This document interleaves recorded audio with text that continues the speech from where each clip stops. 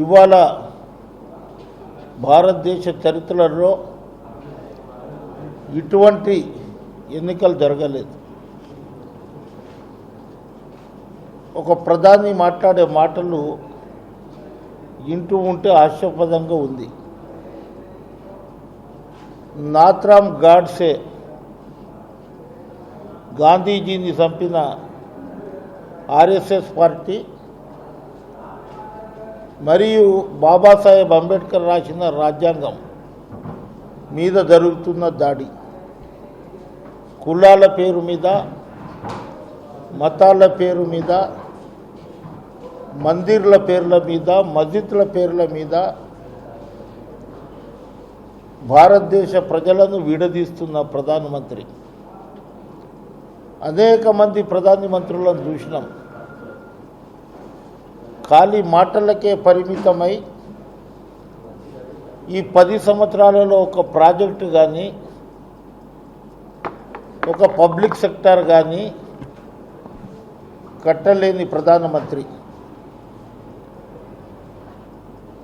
నోట్బందీలో మొత్తం భారతదేశ వ్యవస్థనే కూల్చేసిండు. తరువాత కరోనా వచ్చిన టైంలో చప్పట్లు కొట్టండి, మోంబత్తి పెట్టండి, మీకు కరోనా తక్కువ అవుతుందనే ప్రధానమంత్రి ఇవాళ ఈ ఎన్నికల్లో నేను రామ మందిరం కట్టినా, రాముని గుడి నేనే కట్టినా, హిందువులు ఎవరైతే ఉన్నారో మాకు ఓటేయండి, మేమందరం హిందువులం. కానీ రిజర్వేషన్ల మీద దాడి 1925లో ఆర్ఎస్ఎస్ పుట్టింది.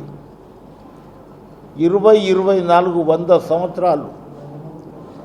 ఈ 100 సంవత్సరాలలో రాజ్యాంగాన్ని మార్చాలి. రాజ్యాంగాన్ని అంబేద్కర్ రాసిన రాజ్యాంగాన్ని ఏ విధంగా మార్పు చేయాలనే ఉద్దేశంతో అబ్కే బార్ 400 పార్ 400 సీట్లు కనుక వస్తే నేను 2/3 మెజారిటీ ఉంటుంది, నేను ఏమన్నా చేయవచ్చు అనే పద్ధతిలో ఇది చేయడం జరుగుతుంది. నేను ఎస్టీ లంబాడా సోదరులకు అంటున్నా, కాంగ్రెస్ పార్టీ ఇందిరాగాంధీ మీకు రిజర్వేషన్ ఇచ్చింది. ఇందిరాగాంధీ చదువుకోవడానికి అవకాశం కలిగించింది. ఇందిరాగాంధీ కాంగ్రెస్ పార్టీ ఉద్యోగాలు ఇచ్చింది. ఇవాళ ఐఏఎస్ ఐపీఎస్ కావడానికి కాంగ్రెస్ పార్టీ ఇచ్చేసింది. ఈ ఎన్నికల్లో ఏదో సుగుణ మాకు వ్యతిరేకంగా మాట్లాడిందని కొంతమంది కన్ఫ్యూజ్ చేస్తున్నారు.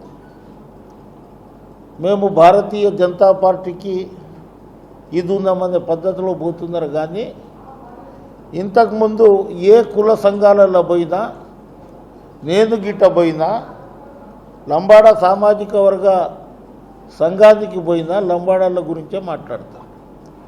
ఆ విధంగా ఆమె అక్కడ గోండ్ సామాజిక వర్గంలో పోయింది.